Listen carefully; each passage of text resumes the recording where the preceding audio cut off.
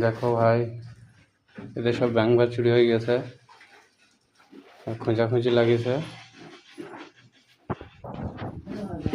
কি করবো বল, কি বলবো বল।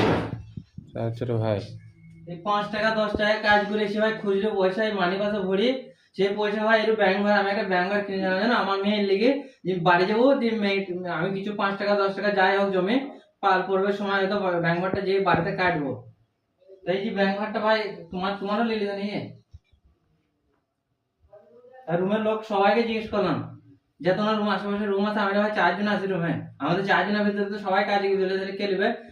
ঘরে তালা তা ভাঙা ছিল, এই ব্যাগ এইভাবে পড়ে আছে, ব্যাগে চেন ফ্যান সব খোলা আছে, কিছু নাই ব্যাগে। আমার ব্যাগটা দেখো, ওই ব্যাগটা নামাও, চেনটা তো খোলাই আছে।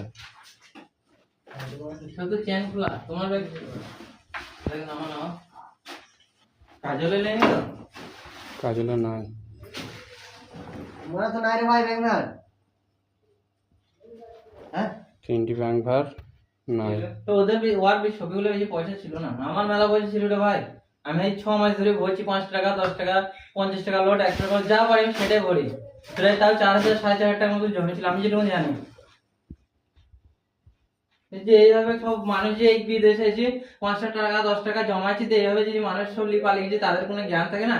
আর ভাই কত কষ্ট করে 5 টাকা 10 টাকা চা খাওয়ার পয়সা নিলে আমরা ব্যাংক ভরে ভরি, বাড়ির কিছু বাচ্চা ছেলেদের লেগে, বাচ্চা ছেলেদের বাড়িতে তার লেগে। কি বলবো বল, আর ভালো লাগে এসব নেই মা। যে লিয়েছি যদি কেউ লিয়ে থাকিস তা বলে দাও ভাই, যদি রুমে ছিল কেউ লিয়ে থাকিস, দেখ তোকেও বলছি ওকেও বলছি সবাইকে বলছি, যদি কেউ লিয়ে থাকি বলে দেখ, বিশাল খারাপ হয়ে যাবে, ঠিক আছে? কি বলবো বল, এবার কি করবো বল। দেখ, এবার রুমে তো কেউ ছিলাম না।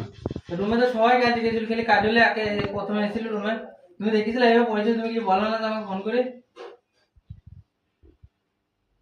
মানে ঘরে তালা তা ভাঙা, তালাটা চাবিটা বলে তুই গেছে, চাবিটা দেখে সবাই যে চাবিটা তুই দেখি এই রুমের আশেপাশে রুমের সবাই জানে, রুমের সবাইকে জিজ্ঞেস করলাম যে তোমার রুমের লোক আছে, সবাইকে জিজ্ঞেস করলাম, সবাই বলছি না আমি দেখিনি, কেউ বলিনি। তাই কি বলবে বল, এখানে কম টাকা আছে বল, 4,500 5,000 টাকা ভর আছে, ইয়ার আছে 3,000 টাকা মতো।